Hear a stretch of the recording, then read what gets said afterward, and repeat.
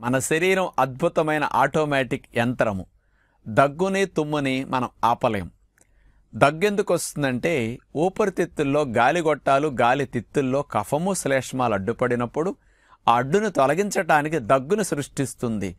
ఒక్కసారి మనం దగ్గినప్పుడు 96 కిలోమీటర్ల వేగంతో ఆ దగ్గు వస్తుందట. అంత స్పీడ్లో దగ్గటం వల్లే కఫము శ్లేష్మాలు కింద నుంచి పైకి నడిచొచ్చి గొంతు నుంచి వెళ్ళిపోతాయి. అలాగే తుమ్మినప్పుడు 160 కిలోమీటర్ల స్పీడ్లో మన ఫోర్స్ ఉంటుందట.